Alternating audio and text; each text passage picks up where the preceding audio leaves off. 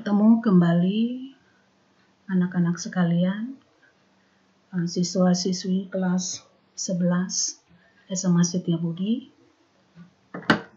Semoga kalian dalam keadaan sehat-sehat dan bahagia semuanya. Anak-anak sekalian, ini ada video motivasi mengatakan manusia bisa mengubah hidupnya dengan mengubah cara pemikirannya. Kita ulang lagi, manusia bisa mengubah hidupnya dengan mengubah cara pemikirannya. Semoga motivasi ini kalian dapat memahami dan menyimak maksudnya. Anak-anak sekalian, nah ini simaklah maksud daripada video ini. Nah, orang yang ingin maju, pola pikirnya harus berubah. Mari kita masuk dalam materi semester 1, pertemuan kedua dan ketiga. Materi yang pertama, ini adalah bab 3 yang akan kita pelajari dalam pertemuan kedua dan ketiga ini, yaitu menganalisis jenis, tema, fungsi, dan nilai estetis karya seni rupa 3 dimensi. Seni rupa terapan seperti desain dan kriya, seni rupa multidimensi seperti seni rupa, pertunjukan, dan masih banyak lagi. Nah, jenis karya seni rupa 3 dimensi, seni rupa dapat dibuat berdasarkan jenisnya, yaitu yang pertama, jenis seni rupa murni, seperti lukisan, patung, dan grafis. Selanjutnya adalah tema. Tema adalah masalah pokok atau dikenal sebagai subjek seni. Misalnya, tema dapat bersumber dari realitas internal dan realitas eksternal. Realitas internal seperti harapan, cita-cita, emosi, nalar, intuisi, gairah, hayalan, kepribadian seseorang, berupa yaitu ruang diekspresikan. Selanjutnya anak-anak sekalian, ini adalah kompetensi dasar. Kompetensi dasar KD 3.2. Menganalisis karya seni rupa berdasarkan jenis, tema, fungsi, dan nilai estetisnya. Ini adalah pengetahuan. Selanjutnya KD 4.2, membuat karya seni rupa 3 dimensi dengan memodifikasi objek. Nah, ini adalah praktek. Selanjutnya anak-anak sekalian, tujuan pembelajaran. Tujuan pembelajaran, peserta didik mampu seperti memahami jenis, tema, fungsi, dan nilai estetis karya seni rupa 3 dimensi. Tujuan selanjutnya memahami cara berkarya seni rupa 3 dimensi dengan memodifikasi objek. Kemudian tujuan selanjutnya mampu membuat karya seni rupa 3 dimensi dengan memodifikasi objek menggunakan teknik. Bagian C, fungsi-fungsi seni bagi perupa murni adalah media ekspresi, sementara bagi apresiator adalah sarana untuk mendapatkan pengalaman estetis. Fungsi seni bagi perupa terapan adalah menciptakan benda fungsional yang estetis. Bagian D, nilai estetis. Nilai estetis secara teoritis dibedakan menjadi 2. Pertama, objektif, yaitu intrinsik, dan kedua subjektif. Intrinsik, nilai objektif khususnya mengkaji gejala visual karya seni rupa. Nilai subjektif menelusuri nilai estetis. Nilai estetis dikaji berdasarkan upaya menelusuri aspek sosial, psikologis, dan historis karya seni. Berikut adalah materi selanjutnya bab 5, yaitu berkarya seni rupa 3 dimensi dengan memodifikasi objek. Pengertian seni rupa 3 dimensi. Seni rupa 3 dimensi adalah karya yang memiliki dimensi panjang, dimensi lebar, dan dimensi tinggi. Contoh, patung, relief, keramik, wayang golek yang bebas mengisi ruang sehingga dapat diamati secara sempurna dari berbagai arah. Bagian B, fungsi seni rupa 3 dimensi. Untuk memenuhi kebutuhan masyarakat akan karya-karya seni rupa murni. Seni rupa murni itu adalah patung, relief, monumen, serta seni rupa terapan, desain, dan kriya. Bagian C, modifikasi objek. Memodifikasi objek adalah menciptakan bentuk objek tertentu, baik yang sifatnya objek alamiah itu ciptaan Tuhan, maupun yang sifatnya objek buatan, yaitu ciptaan buatan itu adalah buatan manusia, baik objek makhluk hidup maupun objek benda mati. Modifikasi artinya memindahkan, membalik, memiringkan, mengubah ukuran, memutar, menghapus, menggabung, memecah, mendistorsi, menyederhanakan, dan lain sebagainya. Mari amati contoh gambar di bawah ini. Nah, setelah kamu melakukan pengamatan gambar di bawah ini, sediakan catatannya, catat dan perhatikan dengan seksama bentuk figur gambar nomor 1, dan tanyakan apakah bentuknya figuratif atau non-figuratif. Tanyakan lagi bagaimanakah perwujudan patung. Contohnya, apakah vertikal atau horizontal. Nih, gambar nomor 1, ini adalah gambar-gambar patung. Ini yang harus kamu amati gambarnya. Ini gambar yang berbeda. Dan gambar yang ketiga juga berbeda bentuk perwujudannya.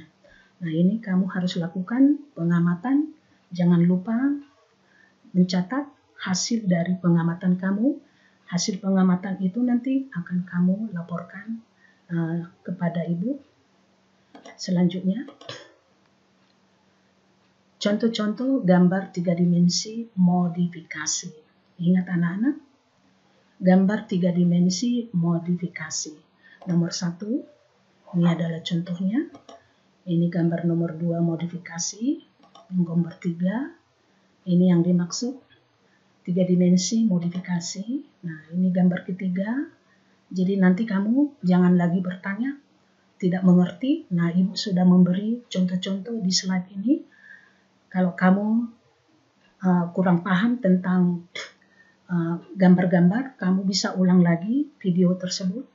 Ini gambar 5, ini gambar 6, dan gambar 7. Nah, ini jelas anak-anak. Tinggal kamu mempelajari, melihat bentuk-bentuk gambar 3 dimensi yang dimaksud modifikasi. Mari selanjutnya anak-anak kita akan kerjakan tugas 2 pengamatan terhadap gambar 1 dan 7 yang sudah ibu tampilkan sebelumnya. Ini nomor 1, jelaskan objek setiap gambar. Nomor 2, jelaskan fungsi setiap gambar. Nomor 3, jelaskan tema setiap gambar. Nomor 4, jelaskan nilai estetis setiap gambar. Dan gambar soal terakhir, jelaskan jenis setiap gambar. Gambar yang dimaksud adalah slide yang sudah ibu jelaskan barusan. Jangan lupa tugas ini dikumpulkan tanggal yang sudah dicantumkan, yaitu minggu kedua bulan Agustus.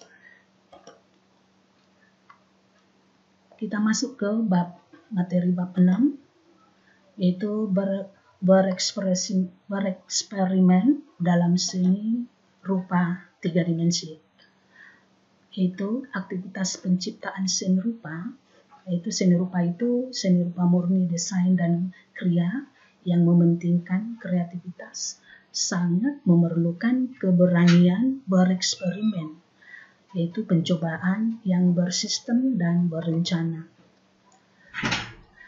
Ada perupa lain yang bereksperimen dalam penyajian bentuk seni, yaitu menciptakan bentuk baru, sementara perupa lain bereksperimen dalam memilih dan mengkombinasikan aspek konseptual penciptaan seni.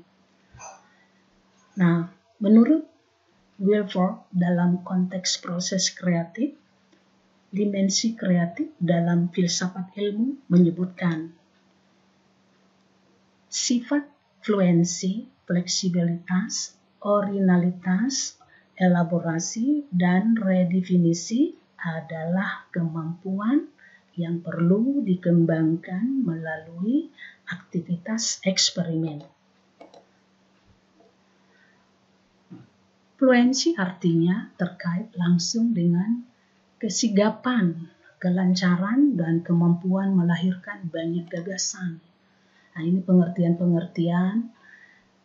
Fleksibel adalah kemampuan untuk menggunakan bermacam-macam pendekatan dalam memecahkan masalah. Originalitas adalah kemampuan mencetuskan gagasan-gagasan asli.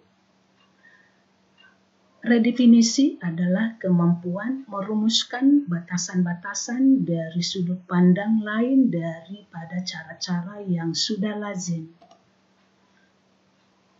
Elaborasi adalah kemampuan menggarap secara tekun dan cermat. Itulah pengertian daripada eksperimen tadi. Selanjutnya, proses kreatif ada tahap-tahapnya. Pendesain perlu mengikuti tahap proses kreatif antara lain. Tahap pertama, tahap persiapan, melakukan pengamatan terhadap bentuk gambar yang akan dilukis, baru membuat sketsa pola bentuk gambar. Tahap kedua, elaborasi adalah tahap ketika kita menghadapi situasi yang sulit, yaitu mengomunikasikan dan mentransformasikan pengalaman yang implisit ke dalam bentuk yang eksplisit.